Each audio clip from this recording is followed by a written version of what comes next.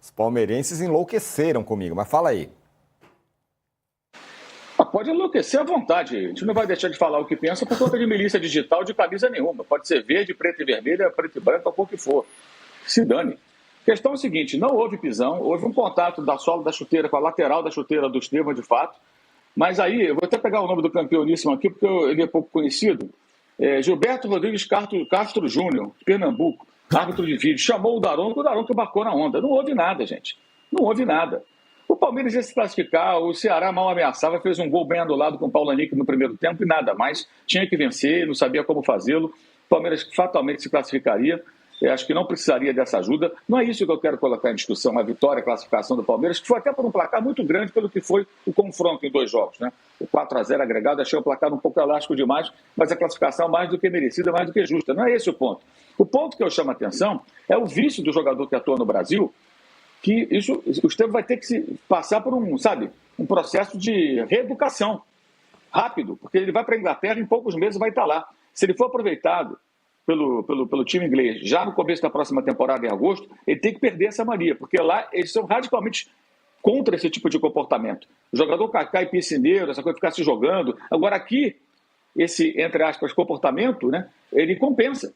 O Bruno Henrique do Flamengo, que tem o dobro da idade do Estevão, passa o jogo inteiro se jogando e reclamando. Virou isso, de tempos para cá virou isso. O Arias, que é o melhor jogador do Fluminense, um dos melhores do futebol brasileiro, colombiano, passa o jogo se jogando. É ridículo. Ele tentou um pênalti agora contra o Aparecidense, que foi uma coisa constrangedora. E ainda ficaram discutindo no VAR. Dá nojo de ver. O cara se joga no qualquer contato. E ontem o Estevão, que faz isso também, fez. Não adianta, o Arias não vai mudar, Bruno Henrique está mais para a final da carreira do que outra coisa, mas o Estevão é muito jovem, muito talentoso, tem uma carreira brilhante, deu uma entrevista no final falando da realização de um sonho, que eu imagino, jogar na Europa, vai resolver a vida financeira da sua família, todo sucesso para ele, mas isso tem que ser falado. Esse menino vai ter que largar essa mania. Quem está próximo dele, que diga a ele, que alerte para o bem dele. Cara, a partir de agora, não faça isso, porque não vai pegar bem. O próprio Neymar, sem jogar na Inglaterra, quando jogava lá era muito criticado porque tinha esse hábito em alguns momentos, com todo o talento que tem o Neymar. O Cristiano Ronaldo, quando chegou no futebol inglês, e foi há muito tempo, ele jogou, para quem não se lembra, junto com o Kleberson, né, que tinha sido campeão do mundo em 2002, também tinha esse hábito e parou com isso, porque ele era muito criticado por ser o diving, como eles chamam lá, o cara que fica mergulhando o tempo todo. Então, ontem isso me chamou muita atenção.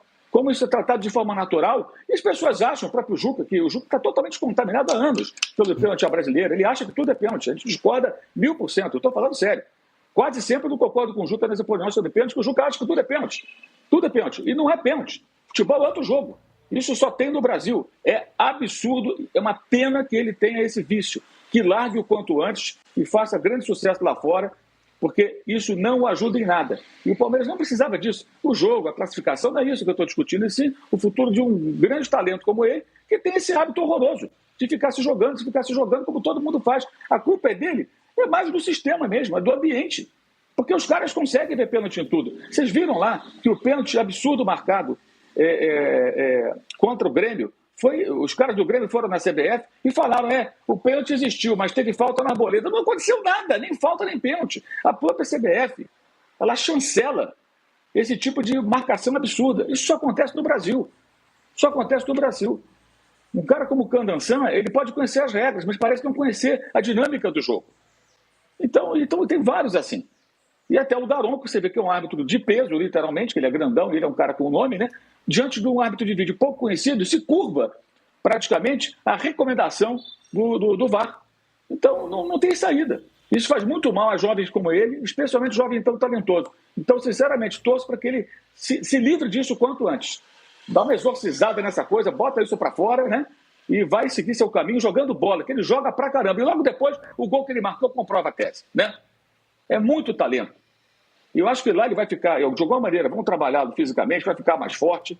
Não digo dele ficar pesado demais, mas ficar... Vê o João Pedro, que o Chelsea quer contratar agora, dizem 400 milhões. Como ele era do Fluminense, magrinho, e como ele está agora, mais parrudo, e jogando pra caramba, fazendo várias funções. O Estevão tem tudo para virar um senhor craque. Mas esse vício, ele precisa largar. Juca, você foi citado. Olha, o Fernando, é o Fernando que...